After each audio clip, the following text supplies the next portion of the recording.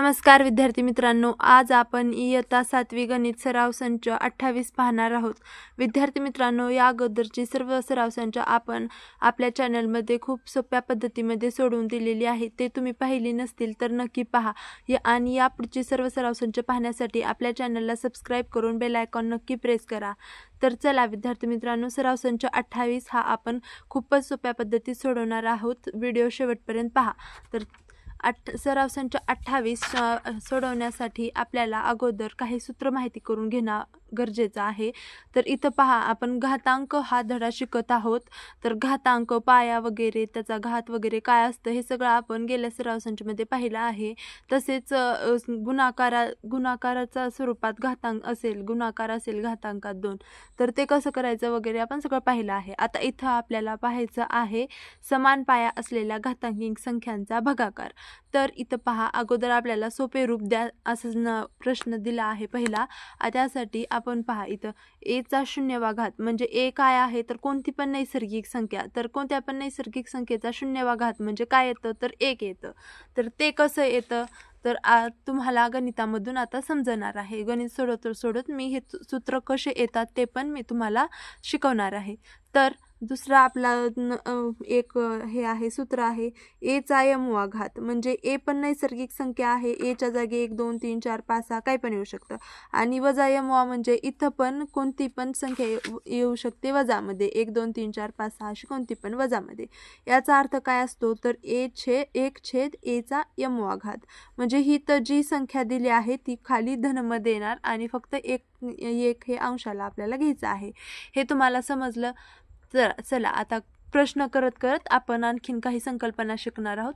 आता प्रश्न सोडूयात. प्रश्न पहिला दिला आहे आणि सांगितलं आहे सोपे रूप द्या. आता याला आपल्याला सोपं रूप द्यायचं आहे. तर इथं पहा, आता मी तुम्हाला सगळं समजावून सांगते. चला, आता एचा 6वा घात म्हणजे काय होतं, तर ए गुणिले ए असं 6 वेळेस. याचा अर्थ काय होतो, असं ए गुणिले ए 6 वेळेस. आपण पाहिलंय की नाही गेल्या सराव संचामध्ये. पहा, 1 2 3 4 5 6. आणि आता भागाकार आहे दोघांमध्ये म्हणून भागाकार करा, भागिले घ्या. आता एचा 4था घात म्हणजे काय होतं, ए गुणिले ए असं 4 वेळेस. पहा, तुम्हाला असा भागाकार करता येतच असेल. आता येत नसेल तर आडवा भागाकार म्हणून एक आपल्या चॅनलमध्ये व्हिडिओ आहे, तो पहा. तर आता पहा, हे ए या एला कटलं, हे पण हे कटलं, हे आय सोबत हे पण कटलं. म्हणजे ह्या 4 ए सोबत वरचे 4 ए कटले. म्हणजे आता काय राहिलं, फक्त इथं ए गुणिले ए राहिलं की नाही, ए गुणिले ए. मग 2दा एचा गुणाकार आहे. म्हणजे आपण आता याला सोप्या भाषेत कसं लिहू शकतो, एचा वर्ग असं लिहू शकतो ना. म्हणजे एचा 2 वेळेस गुणाकार आहे म्हणून आपण इथं एचा वर्ग असं लिहू शकतो. तर हे झालं आपला पहिला प्रश्न. याला आपण दिलं सोपं रूप. आता प्रश्न क्रमांक 2 पाहूया. आता प्रश्न क्रमांक 2 मध्ये एमचा 5वा घात भागिले एमचा 8वा घात. आता आपण वरी जसं केलं आहे तसंच करायचं आहे. एमचा 5वा घात म्हणजे एम गुणिले एम असं 5 वेळेस करायचं आहे आपल्याला. 1 2 3 4 5. आणि खाली भागाकारामध्ये किती वेळेस आहे, एमचा 8वा घात म्हणजे 8 वेळेस.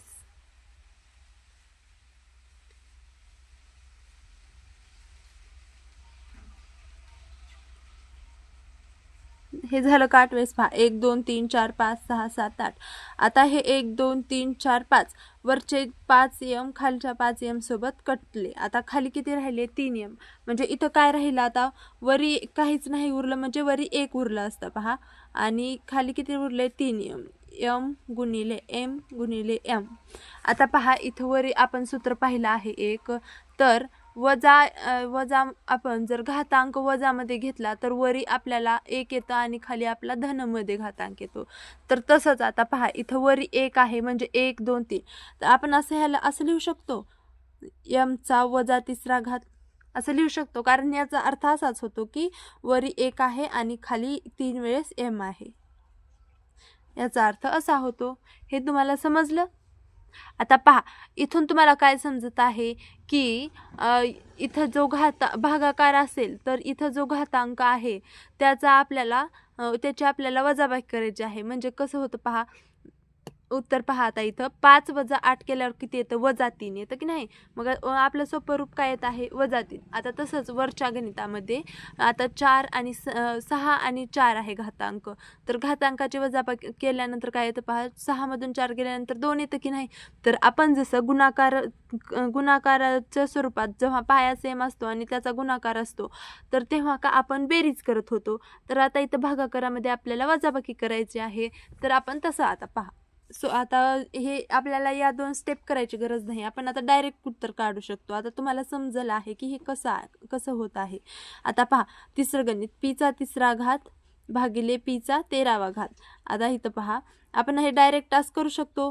पीचा 3रा घात वजा पीचा 13वा घात बरोबर किती येतं पहा. आता पीचा वजा 10वा घात आलं की नाही पहा.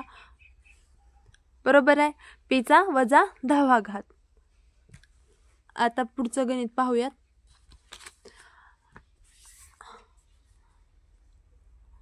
एक्सचा 10वा घात भागिले एक्सचा 10वा घात. पहा आता इथं आपल्याला काय येतो उत्तर पाहायचं आहे. एक्सचा 10वा घात वजा 10. तर इथं काय आलं उत्तर एक्सचा 0वा घात किंवा कोणत्याही संख्येचा 0वा घात म्हणजे काय असतं, त्याचं उत्तर 1 असतं. पहा इथं आपण वरती सूत्रामध्ये पाहिलं आहे a चा 0वा घात म्हणजे 1.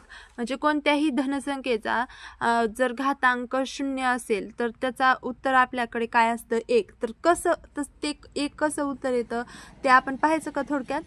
आपण एक्सच्या जागी 2 घेऊया. म्हणजे एक्सच्या जागी आता 2 आहे असं समजूया. आपण काहीतरी किंमत घेऊन पाहूया म्हणजे तुम्हाला कसं समजायला सोपं जाईल.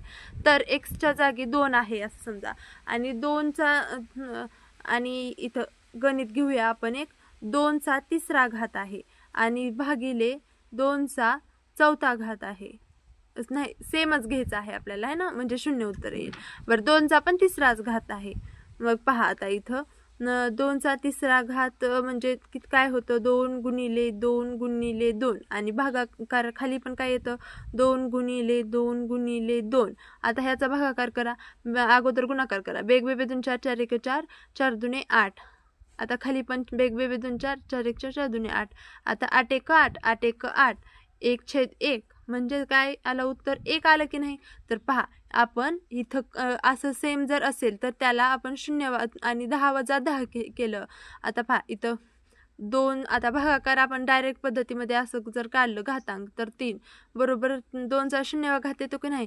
तर उत्तर हे पण आलं आणि हे पण आलं म्हणजे याचं उत्तर काय असतं एक्सचा 0वा घात म्हणजे उत्तर काय येतं 1. नेहमी कोणत्या पण संख्येचा 0वा घात म्हणजे त्याचं उत्तर 1च येतं. समजलं आता तुम्हाला हे. आता पुढचं गणित पाहूया. पुढचा प्रश्न दिला आहे किंमत काढा म्हणजे आपल्याला आता हे सोडवायचं आहे. तर पहा अगोदर भागाकार. आता आपल्याला 7 गुणिले 7 12 वेळेस करायची गरज आहे का नाही, कारण आपल्याला ट्रिक माहिती आहे की कसं करायचं आहे. आता 12चा भागाकार आहे म्हणजे इथं घातांकाची काय होणार वजाबाकी होणार. गुणाकार असता तर बेरीज झाली असती. तर इथं भागाकार आहे म्हणून घातांकाचे आपले वजाबाकी होईल. आता इथं पहा वजा 7 चा 0वा घात आलं की नाही. म्हणजे उत्तर काय येणार आहे आपलं उत्तर आपलं येणार आहे 1. हे तुम्हाला समजलं. तर पहा आता तुम्ही म्हणसाल इथं वजा आहे तर वजामध्ये काय येत नाही 1. तर पहा इथं पहा आता वरी पण वजामध्ये 7 राहिलं आणि खाली पण वजामध्ये 7. तर वजा वजाचा भागाकार काय होतो अधिक होतो की नाही. बरोबर आहे का नाही.